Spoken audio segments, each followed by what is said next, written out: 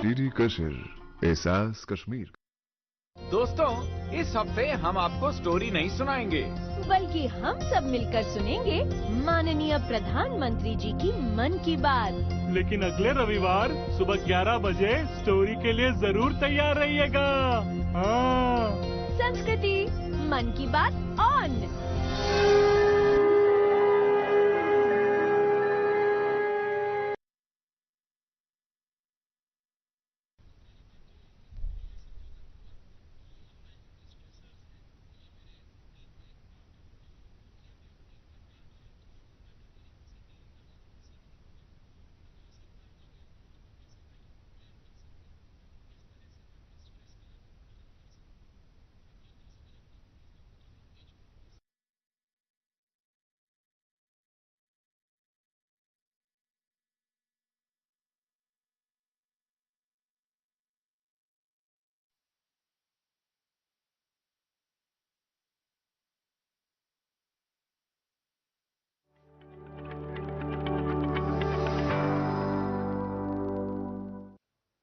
मेरे प्यारे परिवारजनों, नमस्कार।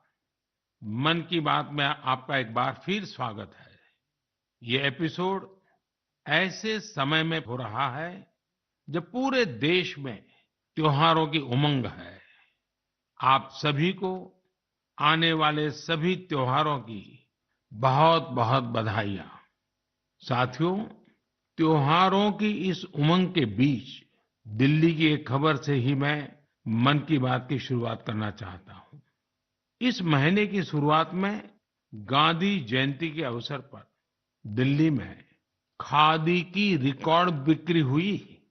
यहाँ कनॉट प्लेस में एक ही खादी स्टोर में एक ही दिन में 1.5 करोड़ रुपए से ज्यादा का सामान लोगों ने खरीदा। इस महीने चल रहे खादी महोत्सव ने एक बार फिर बिक्री के अपने सारे पुराने रिकॉर्ड तोड़ दिए हैं। आपको एक और बात जानकर भी बहुत अच्छा लगेगा। 10 साल पहले देश में जहां खादी प्रोडक्ट्स की बिक्री बड़ी मुश्किल से 30,000 करोड़ रुपए से भी कम थी, अब ये बढ़कर 1.25 करोड़ रुपए के आसपास पहुंच रही है। खादी की बिक्री बढ़ने का मतलब है इसका फायदा शहर से लेकर गांव तक में अलग अलग वर्गों तक पहुंचता है। इस बिक्री का लाभ हमारे बुनकर, हस्तशिल्प के कारीगर, हमारे किसान, आयुर्वेदिक पौधे लगाने वाले, कुटीर उद्योग सबको लाभ मिल रहा है। और यही तो वोकल फॉर लोकल अभियान की ताकत है।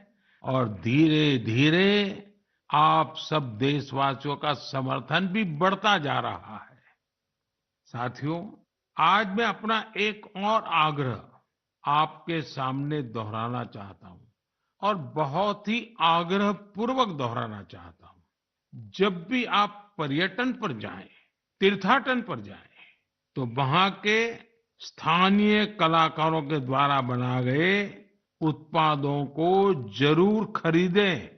आप अपनी उस यात्रा के कुल बजट में स्थानीय उत्पादों की खरीदी को एक महत्वपूर्ण प्राथमिकता के रूप में जरूर रखें। 10% हो, 20% हो, जितना आपका बजट बैठता हो, लोकल पर जरूर खर्च करिएगा और वहीं पर खर्च कीजिएगा। साथियों, हर बार की तरह इस बार भी हमारे त्योहारों में हमारी प्राथमिकता हो वोकल फॉर लोकल, और हम मिलकर उस सपने को पूरा करें। हमारा सपना है आत्मनिर्भर भारत। इस बार ऐसे प्रोडक्ट से ही घर को रोशन करें जिससे मेरे किसी देशवासी के पसीने की महक हो, मेरे देश के किसी युवा का टैलेंट हो, उसके बनने में मेरे देशवासियों को रोजगार मिला हो, रोजमर्रा की जिंदगी की कोई भी आवश्यकता हो। हम लोकल ही लेंगे। लेकिन आपको एक और बात पर गौर करना होगा। वोकल फॉर लोकल की ये भावना सिर्फ त्योहारों की खरीदारी तक के लिए सीमित नहीं है। और कहीं तो मैंने देखा है, दिवाली का दिया लेते हैं और फिर सोशल मीडिया में डालते हैं वोकल फॉर लोकल। नहीं जी, वो तो शुरुआत है। हमें बहुत आगे बढ़ना है। जीवन की हर आवश्यकता हमारे देश में सब कुछ उपलब्ध है।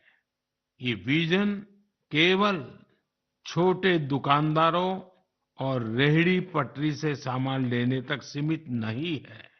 आज भारत दुनिया का बड़ा मैन्युफैक्चरिंग हब बन रहा है।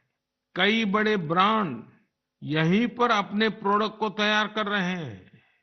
अगर हम उन प्रोडक्ट को अपनाते हैं तो मेक इन इंडिया को बढ़ावा मिलता है और ये भी लोकल के लिए वोकल ही होना होता है। और हाँ, ऐसे प्रोडक्ट को खरीदते समय हमारे देश की शान यूपीआई डिजिटल पेमेंट सिस्टम से पेमेंट करने के आग्रही बने, जीवन में आदत डालें और उस प्रोडक्ट के साथ या उस कारीगर के साथ सेल्फी नमो ऐप पर मेरे साथ शेयर करें, और वो भी मेड इन इंडिया स्मार्टफोन से। मैं उनमें से कुछ पोस्ट को सोशल मीडिया पर शेयर करूंगा ताकि दूसरे लोगों को भी वोकल फॉर लोकल की प्रेरणा मिले। साथियों, जब आप भारत में बने, भारतीयों द्वारा बनाए गए उत्पादों से अपनी दिवाली रोशन करेंगे, अपने परिवार की हर छोटी मोटी आवश्यकता लोकल से पूरी करेंगे, तो दिवाली की जगमगाहट ज्यादा बढ़ेगी ही बढ़ेगी। लेकिन उन कारीगरों की जिंदगी में एक नई दिवाली आएगी, जीवन की एक नई सुबह आएगी, उनका जीवन शानदार बनेगा। भारत को आत्मनिर्भर बनाइए, मेक इन इंडिया ही चुनते जाइए, जिससे आपके साथ साथ और भी करोड़ों देशवासियों की दिवाली शानदार बने, जानदार बने, रोशन बने, दिलचस्प बने। मेरे प्यारे देशवासियों, 31 अक्टूबर का दिन हम सभी के लिए बहुत विशेष होता है। इस दिन हमारे लौह पुरुष सरदार वल्लभ भाई पटेल की जन्म जयंती मनाते हैं। हम भारतवासी उन्हें कई वजहों से याद करते हैं और श्रद्धा पूर्वक नमन करते हैं। सबसे बड़ी वजह है देश की 580 से ज्यादा रियासतों को जोड़ने में उनकी अतुलनीय भूमिका। हम जानते हैं, हर साल 31 अक्टूबर को गुजरात में स्टैच्यू ऑफ यूनिटी पर एकता दिवस से जुड़ा मुख्य समारोह होता है।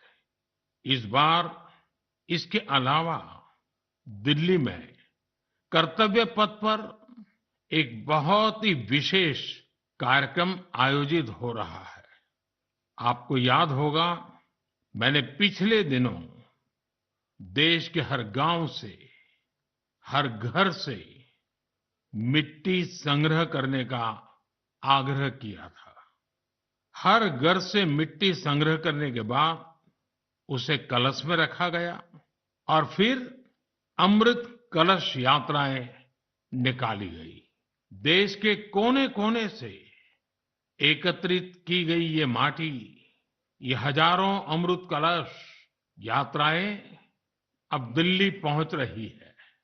यहां दिल्ली में उस मिट्टी को एक विशाल भारत कलश में डाला जाएगा और इसी पवित्र मिट्टी से दिल्ली में अमृत वाटिका का निर्माण होगा।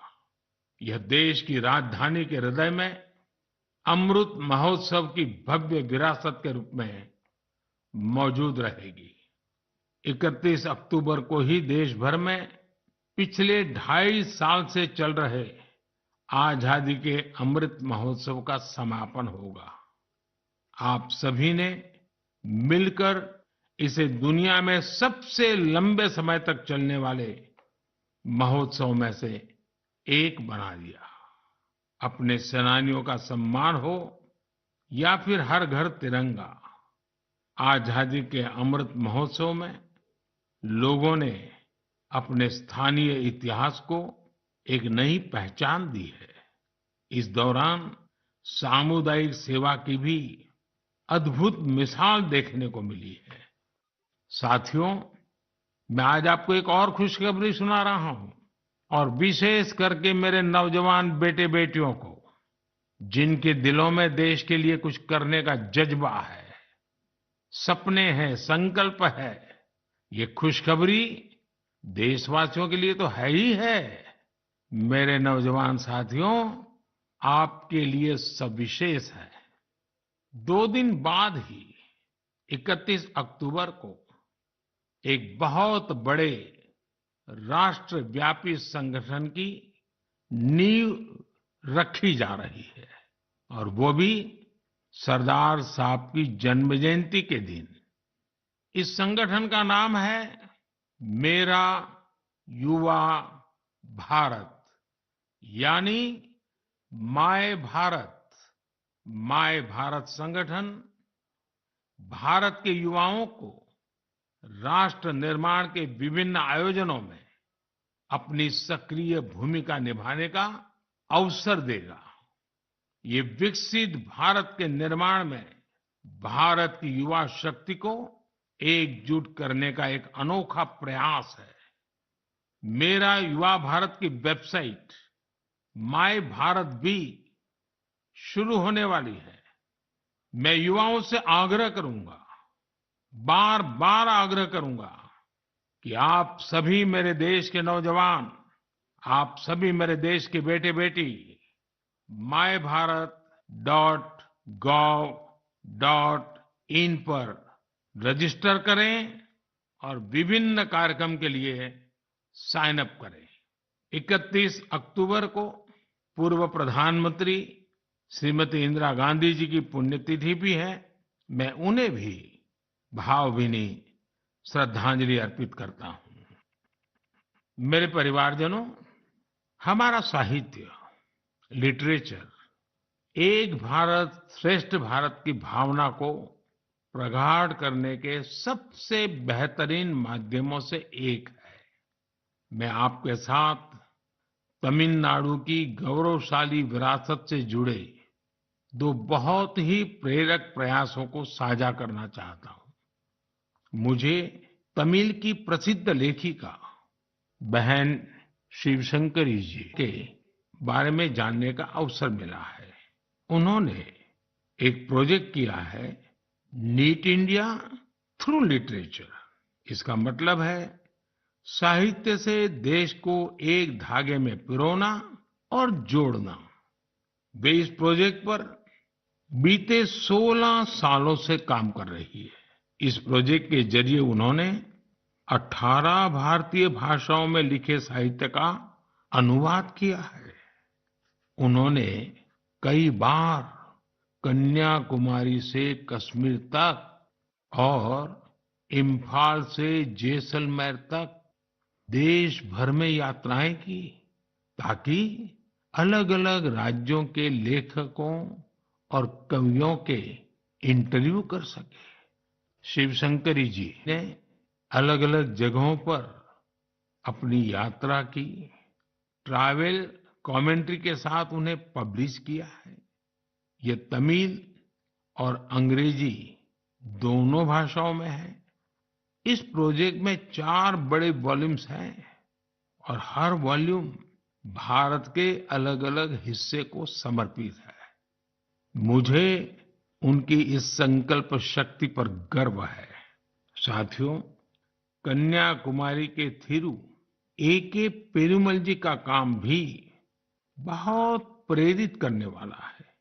उन्होंने तमिलनाडु के ये जो स्टोरी टेलिंग ट्रेडिशन है, उसको संरक्षित करने का सराहनीय काम किया है।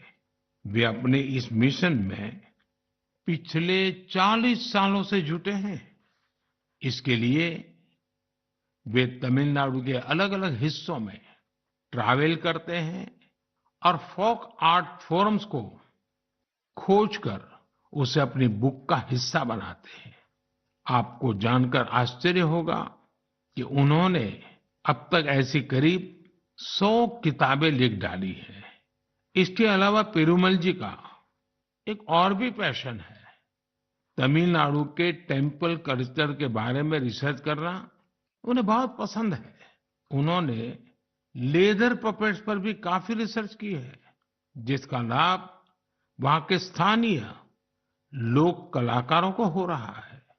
शिवशंकरी जी और ए.के. पेरूमल जी के प्रयास हर किसी के लिए एक मिसाल है।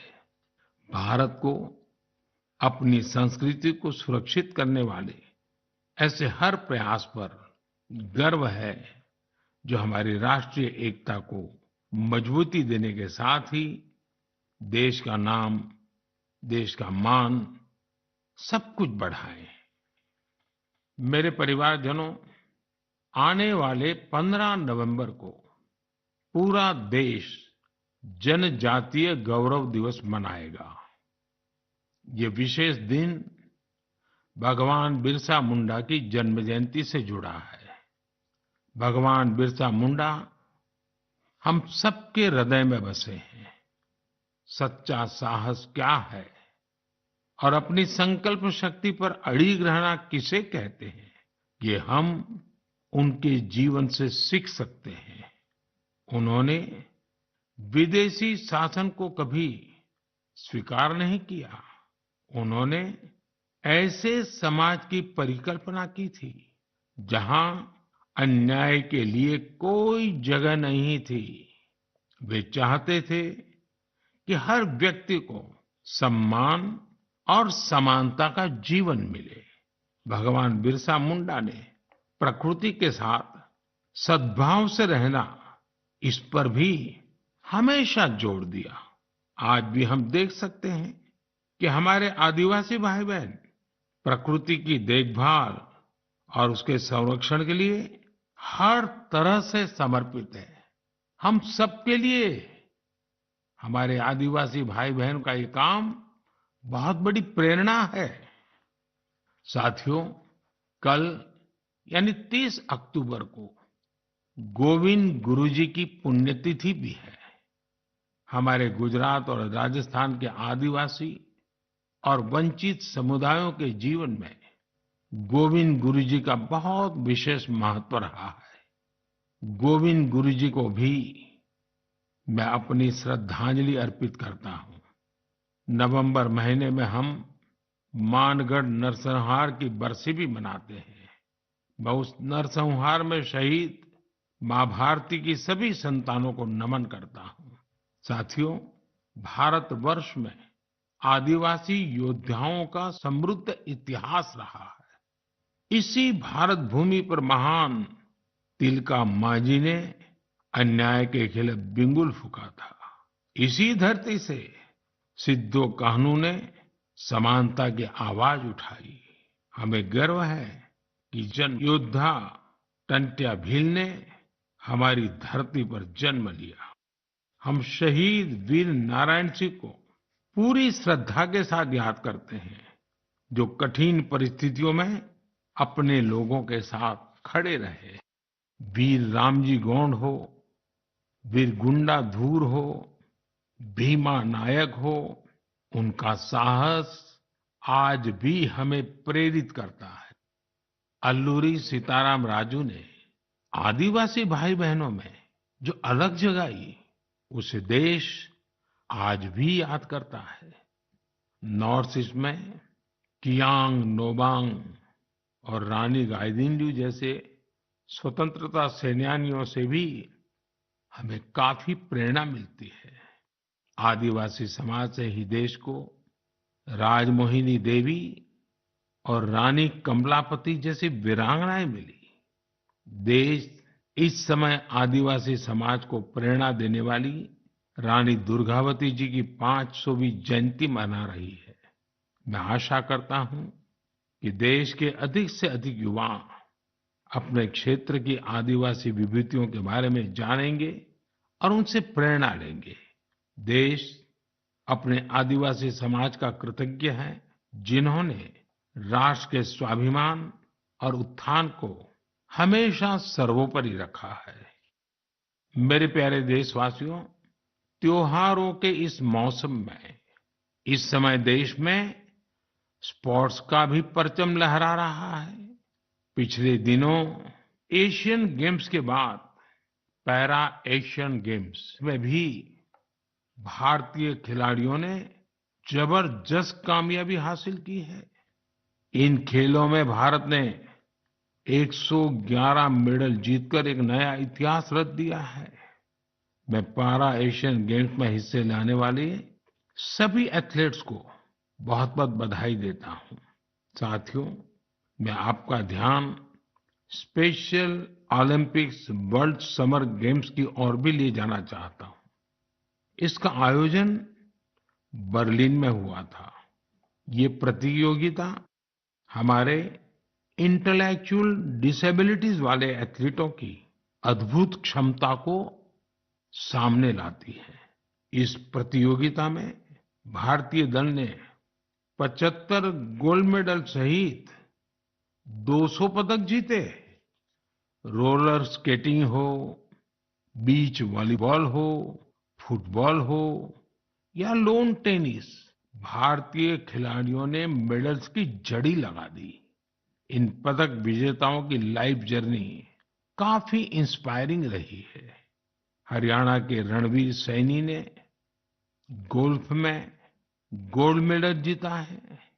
बचपन से ही ऑटिज्म से जूझ रहे रणवीर के लिए कोई भी चुनौती गोल्फ को लेकर उनके जुनून को कम नहीं कर पाई।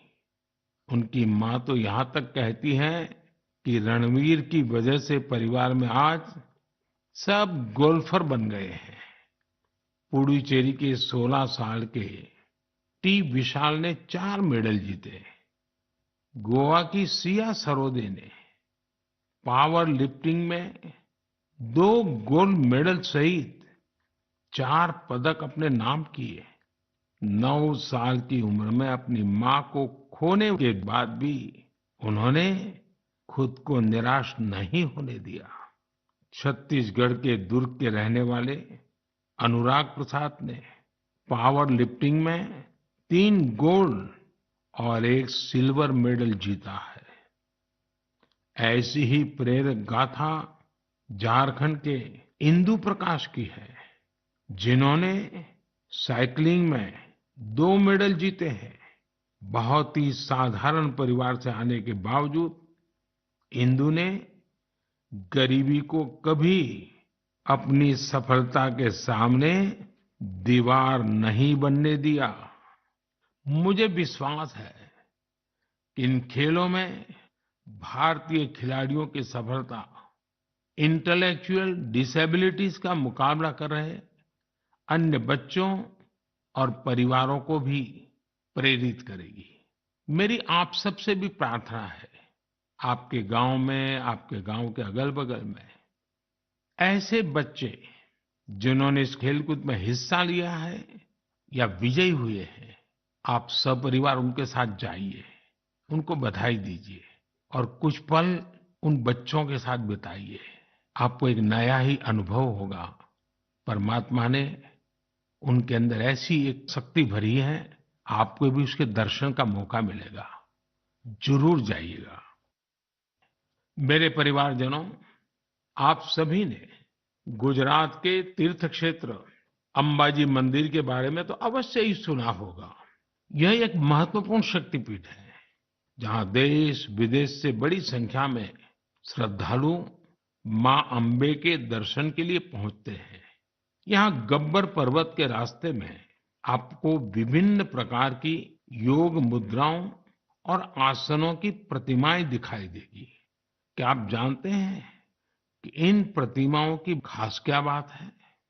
दरअसल ये स्क्रैप से बने स्कल्पचर हैं, यानी एक प्रकार से कबाड़ से बने हुए, और जो बेहद अद्भुत है, यानी ये प्रतिमाएं इस्तेमाल हो चुकी, कबाड़ में फेंक दी गई पुरानी चीजों से बनाई गई हैं। अंबाजी शक्तिपीठ पर देवी मां के दर्शन के साथ साथ ये प्रतिमाएं भी श्रद्धालुओं के लिए आकर्षण का केंद्र बन गई है। इस प्रयास की सफलता को देखकर मेरे मन में एक सुझाव भी आ रहा है। हमारे देश में बहुत सारे ऐसे लोग हैं जो वेस्ट से इस तरह की कलाकृतियां बना सकते हैं।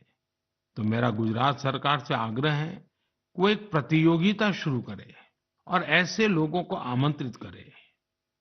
ये प्रयास गब्बर पर्वत का आकर्षण बढ़ाने के साथ ही पूरे देश में वेस्ट टू वेल्थ अभियान के लिए लोगों को प्रेरित करेगा। साथियों, जब भी स्वच्छ भारत और वेस्ट टू वेल्थ की बात आती है तो हमें देश के कोने कोने से अनगिनत उदाहरण देखने को मिलते हैं। असम के कामरूप मेट्रोपॉलिटन डिस्ट्रिक्ट में अक्षर फोरम इस नाम का एक स्कूल बच्चों में सस्टेनेबल डेवलपमेंट की भावना भरने का, संस्कार का एक निरंतर काम कर रहा है।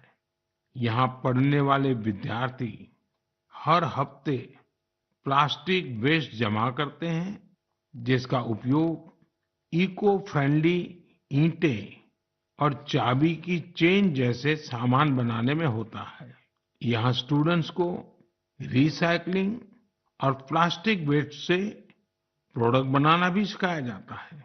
कम आयु में ही पर्यावरण के प्रति ये जागरूकता इन बच्चों को देश का एक कर्तव्यनिष्ठ नागरिक बनाने में बहुत मदद करेगी। मेरे परिवारजनों, आज जीवन का कोई ऐसा क्षेत्र नहीं जहां हमें नारी शक्ति का सामर्थ्य देखने को नहीं मिल रहा हो। इस दौर में जब हर तरफ उनकी उपलब्धियों को सराहा जा रहा है, तो हमें भक्ति की शक्ति को दिखाने वाली एक ऐसी महिला संत को भी याद रखना है, जिसका नाम इतिहास के सुनहरे पन्नों में दर्ज है। देश इस वर्ष महान संत मीराबाई की 525वीं जन्म जयंती मना रहा है। वो देश भर के लोगों के लिए कई वजहों से एक प्रेरणा शक्ति रही है। अगर किसी की संगीत में रुचि हो तो वो संगीत के प्रति समर्पण का बड़ा उदाहरण ही है। अगर कोई कविताओं का प्रेमी हो तो भक्ति रस में डूबे मीराबाई के भजन उसे अलग ही आनंद देते हैं। अगर कोई दैवीय शक्ति में विश्वास रखता हो तो मीराबाई का श्री कृष्ण में लीन हो जाना उसके लिए एक बड़ी प्रेरणा बन सकता है। मीराबाई संत रविदास को अपना गुरु मानती थी। वो कहती भी थी, गुरु मिलिया रैदास दीनी ज्ञान की गुटकी। देश की माताओं, बहनों और बेटियों के लिए मीराबाई आज भी प्रेरणा पुंज है। उस कालखंड में भी उन्होंने अपने भीतर की आवाज को ही सुना और रूढ़िवादी धारणाओं के खिलाफ खड़ी हुई।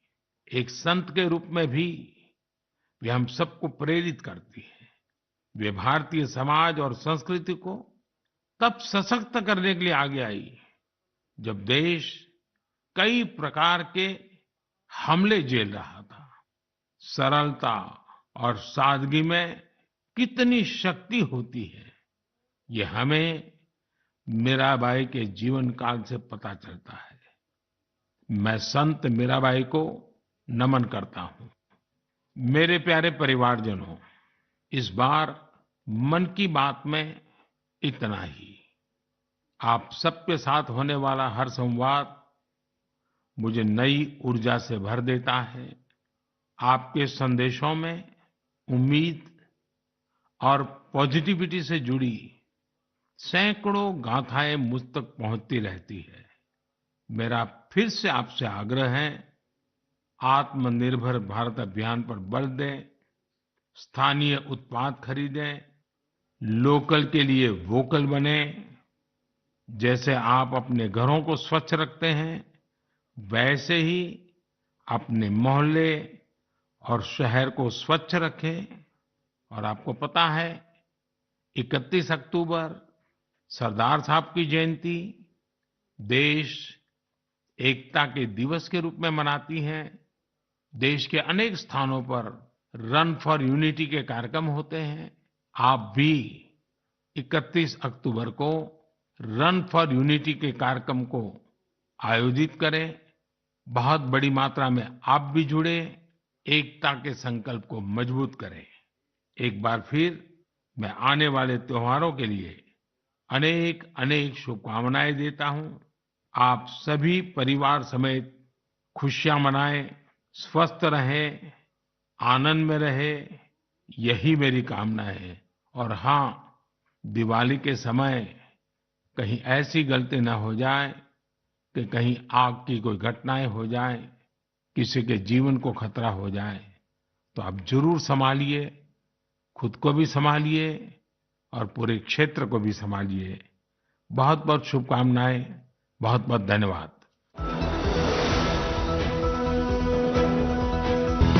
मन की बात के प्रादेशिक भाषाओं में अनुवाद का पुनः प्रसारण